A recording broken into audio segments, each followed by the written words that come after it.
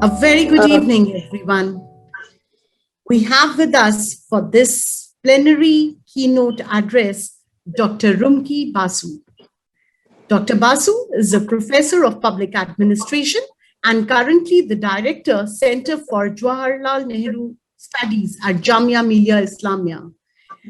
She is also the former head of Department of Political Science at Jamia. She has published 13 books, 26 articles, 18 book chapters on issues of public policy and governance and international organizations. Her important works include economic liberalization and poverty elevation, social sector expenditure, and center-state relations. Another book is The Public Administration Concepts and Theories. She has written on globalization and the changing role of the state, governance and human capital, the 21st century agenda, democracy and good governance, reinventing the public service delivery systems in India, Indian administration, structure, performance and reforms, public administration in the 21st century, governance in South Asia, and her very recent book, Democracy and Public Policy in Post-COVID-19 World, Choices and Outcomes. The book is very recent and has just been published in 2021. And Dr. Basu is going to talk about this aspect, not exactly the book, but yeah, this very important aspect of democracy and public policy in the post-COVID-19 world. Welcome, Dr. Basu, and over to you for your keynote address. First of all, let me thank the Bharati Institute of Public Policy, Indian School of Business, Mohali, for hosting the 2021 Indian Public Policy Network annual conference on the theme, technology and policy. I'm happy to note, excuse me, yes. Can you hear me? Am I audible? Yes, please. Yes. I'm happy to note that the conference has brought together academics, researchers, and practitioners from national and international universities. That's what I've been told. Research institutes, civil society organizations, public agencies, and the private sector to debate and discuss the themes and issues under a single umbrella. I congratulate the organizers for having received 200 academic papers from 15 countries.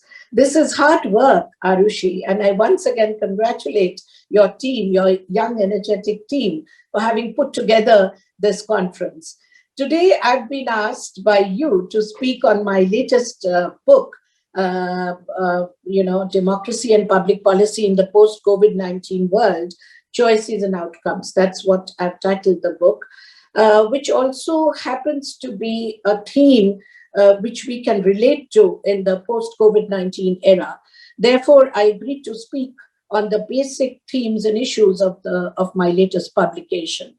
Let me begin by saying that the year 2020 will be a turning point in world history. And I've been saying this for quite some time now. It was a witness to the best and the worst in human ingenuity and governance capacities, irrespective of the nature of the political regime and what public policies could or could not do in crisis situations in a global order fraught with uncertainty, inequality, violence, and disasters, all of which got exacerbated during the period of the pandemic. The USP, however, of the corona crisis was that the entire world was caught in a once a century act of sailing in the same boat at the same time. As it happens in crisis situations, the fragilities and strengths of governance capacity systems are laid exposed. In the ongoing pandemic and in the post-COVID-19 era, rethinking regimes, governance capacities, and public policies of states have become necessary because even in today's post-globalized times, every problem is essentially a national problem, which states have to solve or address, keeping its citizens in mind, at least in territorial democracies. To give an example from India, the corona crisis was consistently looked at as a lives versus livelihoods issue, where the government had to impose lockdowns to save lives first and ease them out later to save livelihoods. Both these decisions were serious public policy matters left in the hands of the central government. Now, revamping the public healthcare system was another necessity which the ruling regime at the center had to address.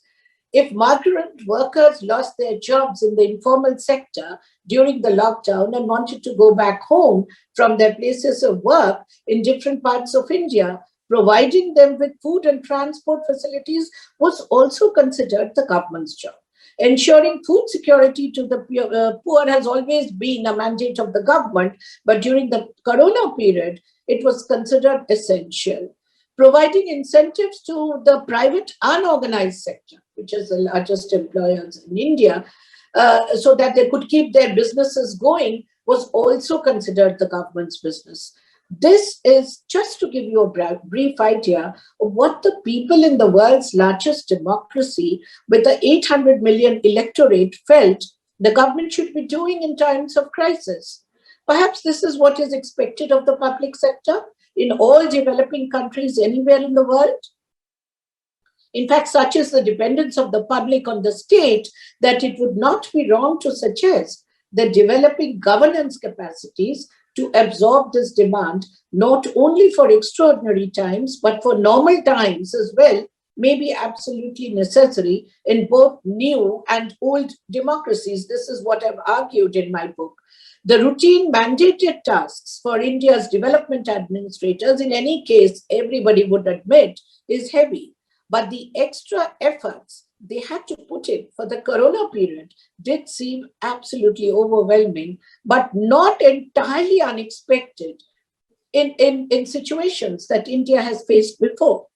So therefore, one should ponder, and this is a point I'm strongly making here, why the Sustainable Development Goals, SDGs, were imposed on all signatory countries as an agenda of good governance by the United Nations in 2015.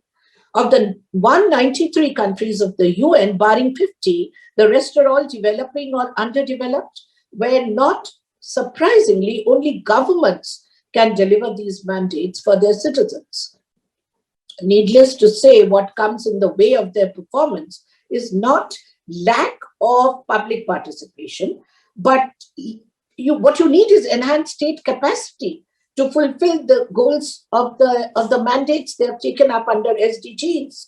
After the COVID-19 disaster, old frailties and inadequacies in agriculture or industry or in the service sector, or let's say in public health or transport systems, have evinced sharply in the open, reopening the debates over public policy reforms as never before. In this context, there are a few interlinked statements which I will present to the audience before for any average reader to ponder upon. Democracy is normatively the best form of government for espousing the twin values of liberty and equality, and empirically to empower citizens with public goods as rights or entitlements. Democracy should always be looked at as work in progress, a means towards human security through good governance. The progress of democratization has been catalytic and rapid after the 1990s, but slow, painful, and regressive at others. It is not a linear movement at all. Ideally, the movement should proceed from a procedural state of progress to, let's say, a substantivist one in all democracies. Democracy can only be consolidated, especially in newer areas, through enhanced state capacity by making democratic governance work for its citizens. Democracy should build public sector institutions for public safety, law and order first, and then strengthen them for improving your public service delivery so that democratic governments execute welfare schemes with a consolidated measure of effectiveness. Some authoritarian governments in the world today, let's not forget China, Russia, Singapore, or Vietnam, are essentially hard states, having built state institutions to deliver economic development and public goods efficiently and effectively to citizens. So, democratic regimes have to compete with them through proven public policy outcomes. moving new developing countries towards democracy without building up their institutional capacities or their strengthening their public service delivery systems will not lead to prosperity, human development, or peace dividends. This is a point I strongly made in the book. Democracy enhances citizen choices in every aspect of their lives, but policy outcome deficits will lead to democratic deficits, which lie at the root of unsustainable, weak, or failed democracies everywhere. Democracies can again backslide anytime, moving from left to right in ideological content and liberal to illiberal in nature and vice versa in a wide-ranging spectrum, which is visible in the world today. Any observer of world politics, and this is another point I strongly make, will not fail to notice that democratization in some form or the other has been a global trend in the last 30 years. The trend markers are sustained attempts to subject governments to popular control and public accountability, and building up state-citizen contacts by extending citizen rights. Through the SDGs, the United Nations has popularized the notion of a minimum agenda of good governance, globally defined as citizen entitlements. The SDGs have been signed today by all members of the UN.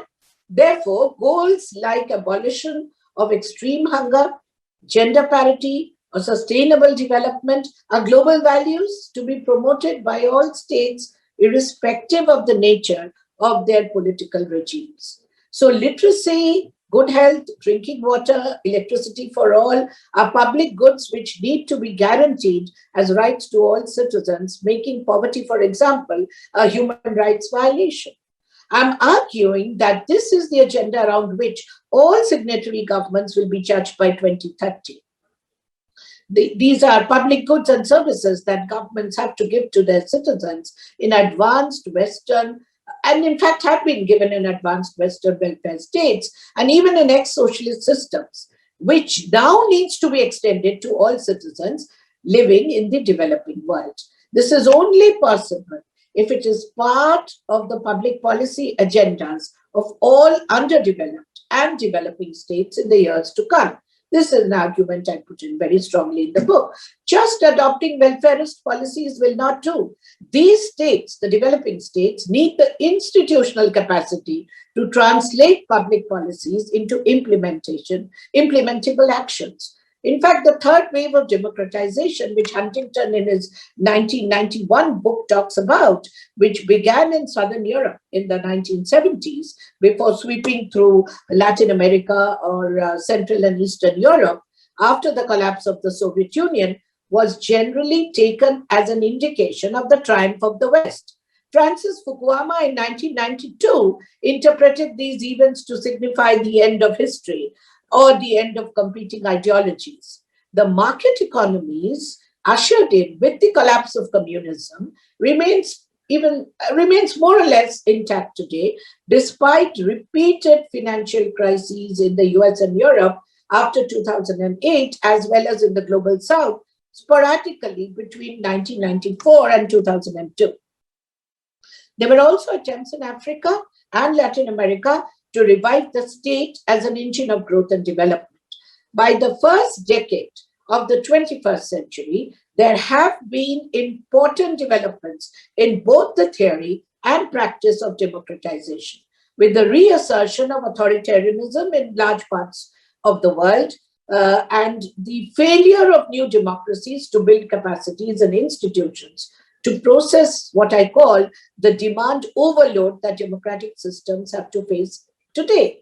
Therefore, today we've come to realize that substantive democracy is one of the most difficult systems to operationalize. Structural factors frequently impede its deepening. It will only succeed with concurrent efforts and institution building to actualize the growing entitlements which democracies promise to their people.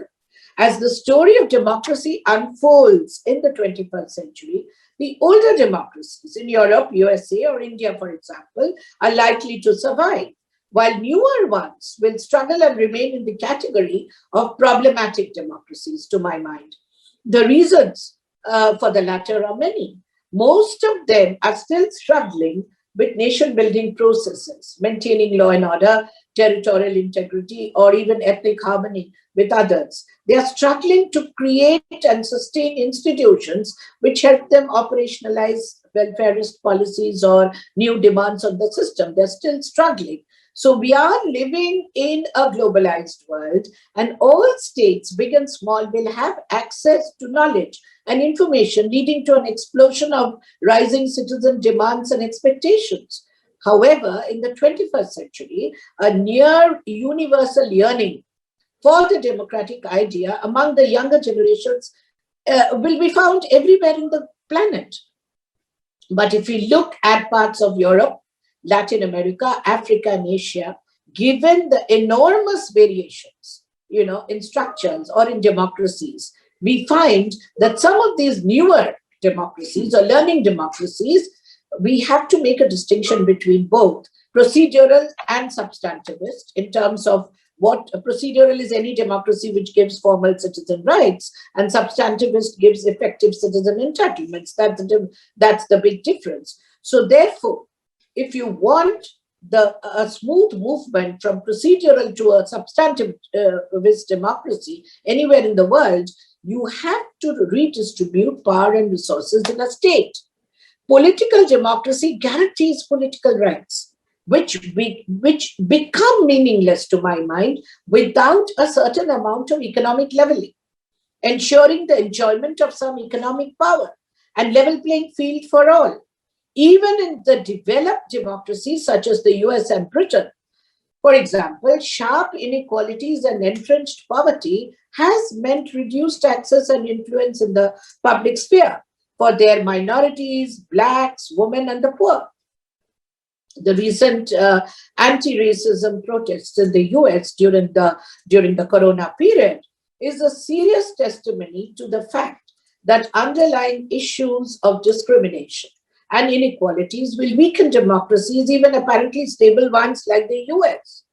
Does democracy necessarily lead to good governance and high levels of economic prosperity compared to authoritarian regimes is my next question. Despite a vague global consensus that both democracy and human security are desirable goals, it's difficult to establish a logical connection between the two. This brings us to the question of development and its relation to regime types. It is generally considered a truism that higher levels of development help to sustain democracy. But there are examples of stable democracies with moderate levels of economic development, such as those in the Caribbean or South Asia. Other electoral democracies, like Singapore, are well-governed states, but are run like autocracies. Conversely, some rapidly developing countries are one-party states, like China. There are other hard states in the Middle East who necessarily, they prioritize human development objectives as their goals. There are fragile democracies in Africa, South Asia, who are yet to consolidate their nation-building efforts, leave alone achieve peace or broader development objectives for the larger mass of their citizens. So therefore, there's no guarantee that democracy will bring in good governance. Democratic political regimes sometimes do things right, as we all know, sometimes make policy blunders, and are incapable sometimes of correctly comprehending the public interest at a given point of time. So therefore, democratic governance per se, like any governance, is at best a flawed art. In Europe, democratization seems to have finally taken roots, notably in South and Central Europe, which started late. They were the trendsetters of the third wave. Russia is still struggling, and in Latin America, the practices are encouraging, though not entirely unproblematic, due to, let's say, the political volatility in many states of Latin America. So many Latin American democracies, they remain elitist. Some have experimented with welfarist programs like Brazil, which have extended citizen entitlement substantively in recent years. In Asia, India remains the oldest and largest democracy in the developing world. gradually transiting from a procedural to a substantivist model with growing economic capacity to give more economic entitlements to its citizens. Other examples are Japan, South Korea, Taiwan, and Israel. After the Arab Spring, the road to democratization looks to be thorny and definitely not linear.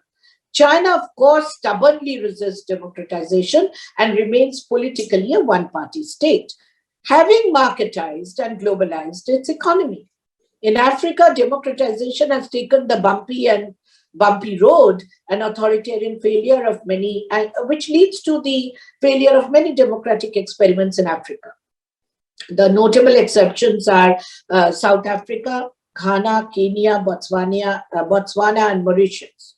The need for democracies to continually justify themselves as stable democracies becomes very important for all democracies.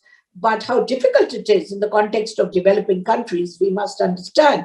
Even with the procedures and practices of democracy put in place, economic failures can still derail democracies.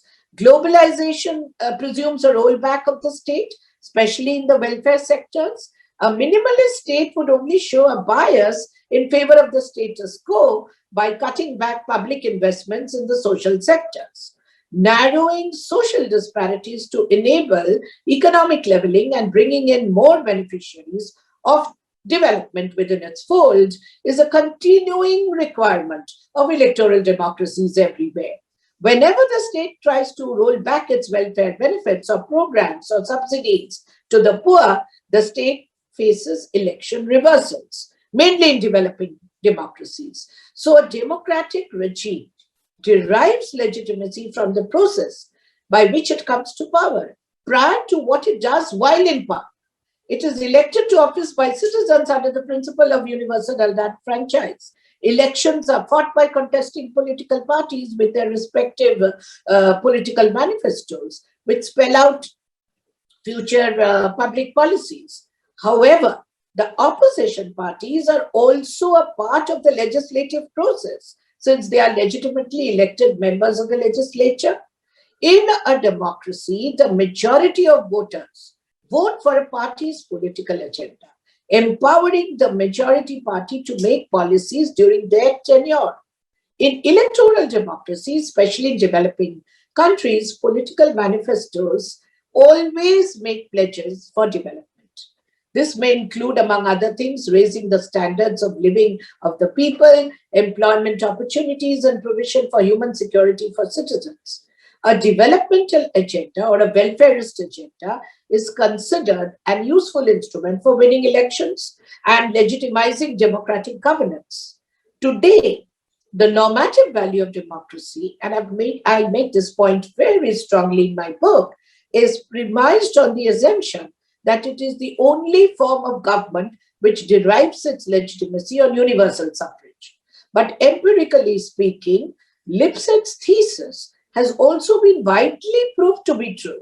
Therefore, in the 21st century, democracy is irreversible in certain states, which have Lipset's preconditions, but may not be sustainable in others. It is often argued that even if the procedures of a minimalist democracy are put in place, it will flounder if nation-building efforts do not move concurrently with institution building. This perspective emphasizes, and it's my perspective too, that deepening and consolidating the principles and procedures of liberal democracy will have intrinsic benefits like accelerating human development, besides reducing conflicts, reinforcing human rights, and generating peace dividends by improving human security. So state capacity refers to the capacity of the state to maintain security and rule of law, to provide basic services such as schools, healthcare, or emergency relief, formulate and administer the budget and collect revenues. But to strengthen democracies, public sector reforms designed to strengthen core executive agencies, the civil services, the courts, the security services, and local governments have to be introduced.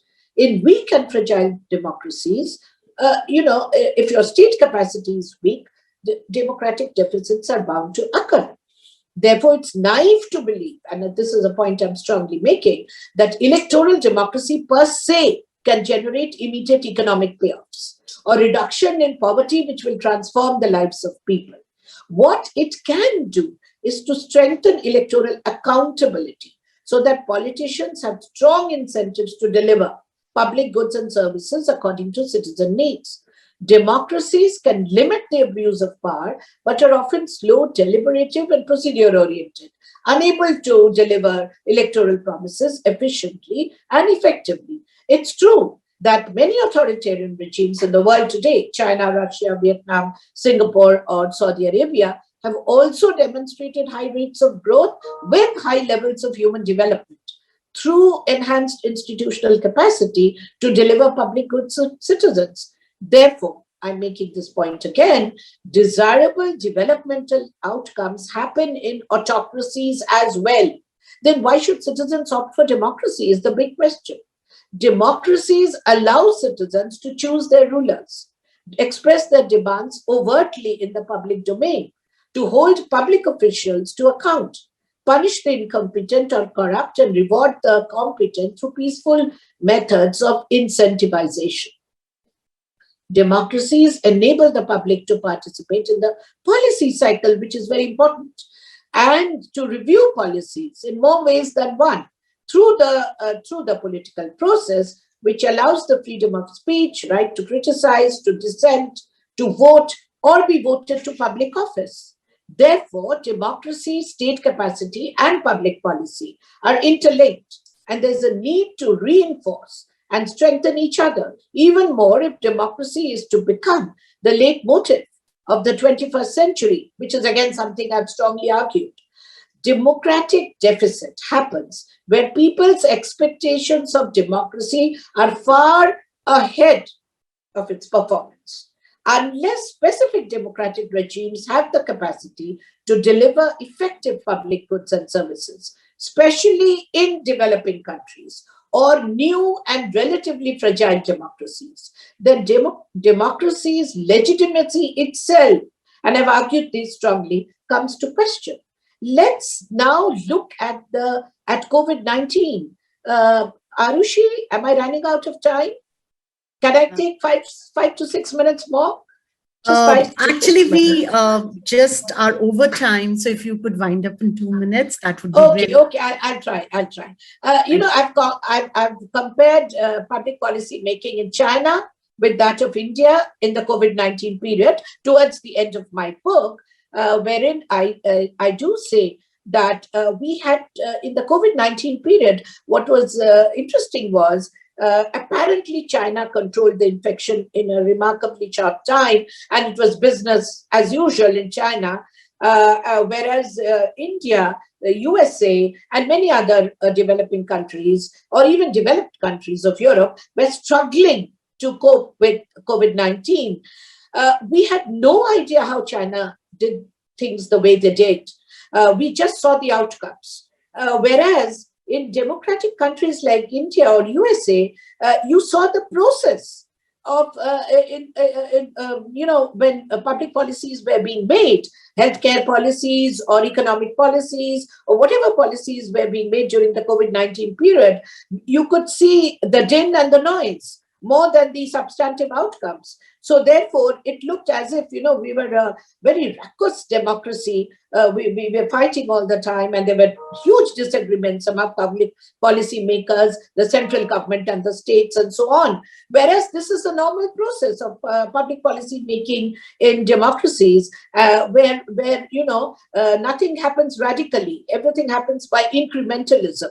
So therefore, we needed lockdowns, whether, the impression India gave was we were an authoritarian democracy where lockdowns were imposed on the people without much discussion. So the entire process of transparency, which is visible, which was visible in India and the US, leading to certain misconceptions about the democratic process of policy making, wherein disagreements and dissents were focused more than agreements, made one believe that the Chinese way of doing things or the Chinese model of public policy making and implementation was so much more effective that they could control corona.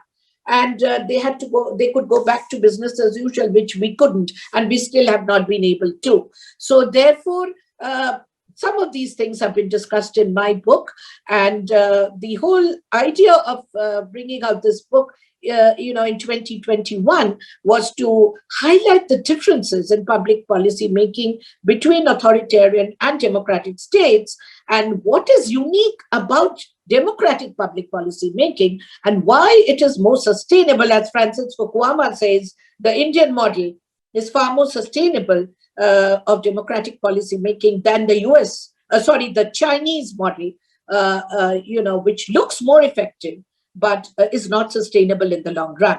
This is the strong point of my book, and the message that I've given at the end, that it's the Indian model, the world's largest democracy, and its model of public policy making, which the world needs to look at, review, and applaud today, rather than the Chinese model, which looks glamorous, but there are chinks in its armor, which we need to carefully look at.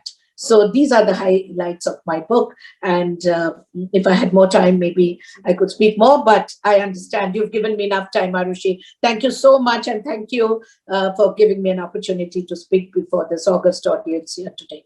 And let me applaud your efforts for bringing together academics, researchers, politicians, public policy makers, and teachers of public policy like me together in this wonderful conference that you're organizing. Thank you, Arushi. Thank you. Thank you so much, Dr. Basu, for your valuable insights. And you touched upon various aspects that you have covered in your book, and truly insightful. Thank you so much once again.